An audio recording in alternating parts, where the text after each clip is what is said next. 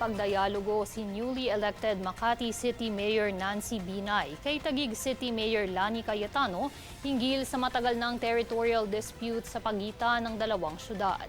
Matatandaang noong taong 2022 nang ipasa ng Supreme Court ang ruling na ilipat ang jurisdiction ng 10 villages mula Makati tungo sa Taguig. Ayon pa kay Binay, importante ang pagkakaroon ng good and open communication dahil marami pa umanong kailangang pagkasunduan ang dalawang syudad.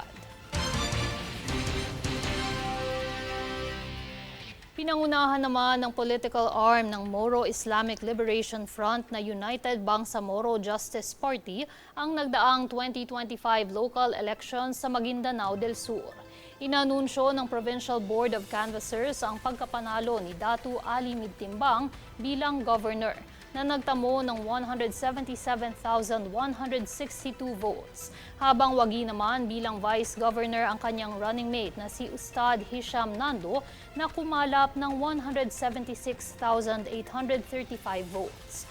Sina Midtimbang at Nando ang kauna-unahang officially elected governor at vice governor ng nasabing probinsya.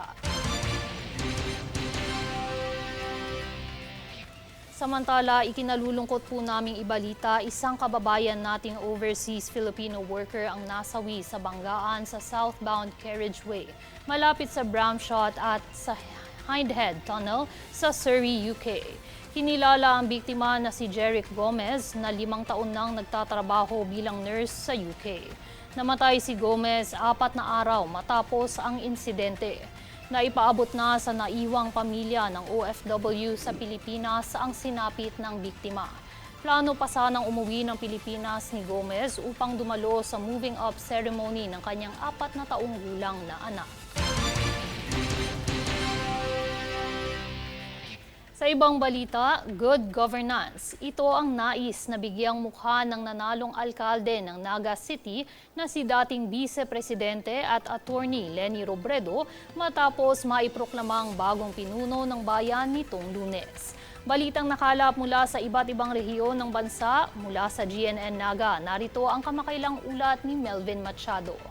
Naiproklama na bilang nanalong mayor ng Naga City si Attorney Leni Robredo sa nagtapos na halalan. Kasama niyang naiproklama ang Vice Mayor at mga kasamang City Councilors. Ayon kay Mayor-elect Attorney Leni Robredo, bibigyan niya ng mukha ang good governance upang makita ang magandang epekto nito sa pamamahala ng isang pamahalang lokal. Si Attorney Leni Robredo ang kauna-unahang alkalde ng lungsod. Tingin ko more than being the first female mayor, pagkakataon nito para ipakita sa buong bansa na good governance works. Hindi lang siya isang abstract na konsepto. Pero ang mabuting pamamahala natatranslate sa better lives for the people.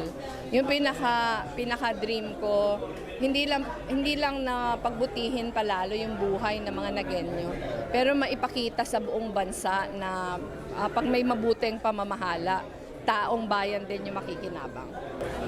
Maswerte kasi tayo kasi nung panahon ng asawa ko, nasimulan niya na magkaroon ng mechanisms. Maraming lessons, hindi enough na meron lang mekanismo. Pero yung mabuting pamamahala, araw-araw na pakikibaka ito. Gusto sabihin, walang room for complacency. Dapat yung mabuting pamamahala na susukat. Gusto natin siyang bigyan ng mukha. So pag sinabi natin gusto natin pagbigyan ng mukha, bigyan ng mukha, gusto natin na nakikita ng tao kung paano nasusukat. Halimbawa, sa mga procurement, dahil sa mabuting pamamahala, mas mababa yung presyo ng mga nabibili. So pag mas mababa yung presyo ng nabibili, nang binibili pala ng pamahalaan, syempre mas marami kang maihahatid sa mga tao. Yung mabuting pamamahala mapapakita sa better quality of education, better health services delivery.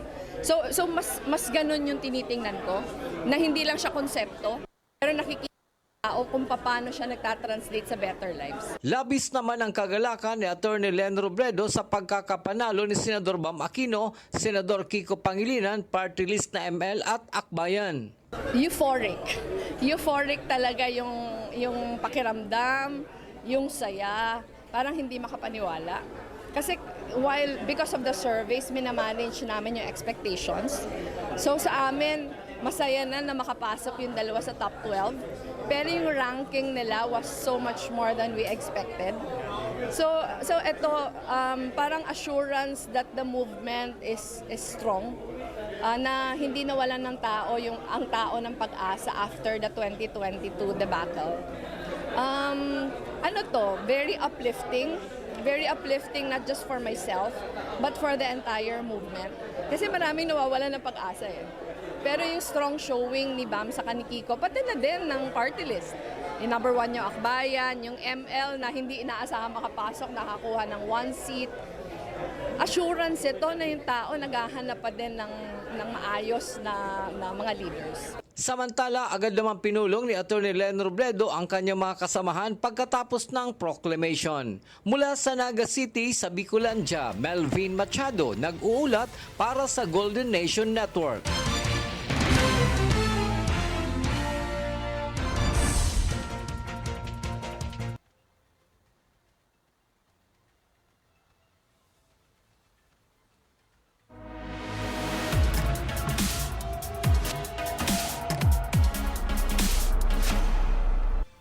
Sa naganap na 2025 midterm elections, ilang mga celebrities at personalidad ang naghangad ng pwesto sa public office. Ngunit ilan sa mga ito lamang ang pinalad na makasecure ng spot. Sa Senado, tanging sina former broadcaster Erwin Tulfo, host at former Senate President Tito Soto at action star Lito Lapid lamang ang pinalad na makapasok sa kasalukuyang Magic 12. Habang bigo naman sina Ben Tulfo, longtime actor Bong Revilla, singer Jimmy Bondoc, boxing champion Manny Pacquiao, actor Philip Salvador at TV host at singer Willie Revillame. Nakatala naman sa inyong mga TV screen sa mga tumakbong kongresista at lokal na kandidatong nanalo at natalo sa kamakailang naganap na halalan.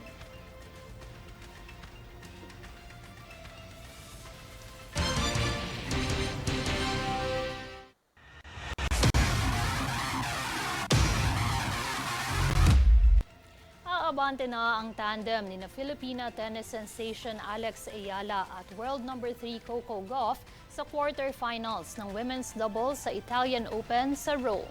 Ito ay matapos laigin ng Filipino-American duo ang kapwa nila wildcard pair na sina Lisa Pigato at Tyra Grant sa score na 6-2 at 6-3 sa round of 16 ng kompetisyon. Samantala, sunod nilang kahaharapin ang defending champion na sina Jasmine Paolini at Sara Errani ng Italy para sa spot sa semis ng game. At narito ang recap ng mga nagbabagang balita ngayon. Sa ulo ng mga balita. Ilang kandidatong tabla sa boto, Toscoin. Orders of suspension inilabas na ng COMELEC. PICT, sinisiyasat na ang umano'y discrepancy sa resulta ng botohan.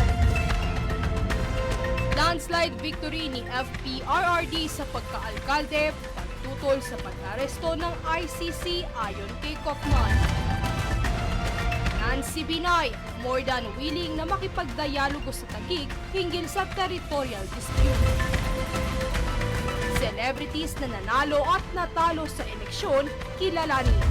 Patas at pantay na balita, komprehensibong ulat para sa pulso ng masa.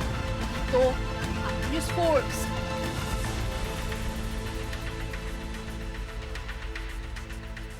At yan ang pinakamainit na mga balita ngayong araw. Manatiling nakatutok sa aming mga ulat at updates sa aming Facebook page, facebook.com/Golden Nation Network at mag-subscribe sa aming YouTube account, youtube.com/@Golden Nation Network. Ako si Mai Salazar at ito ang News Force.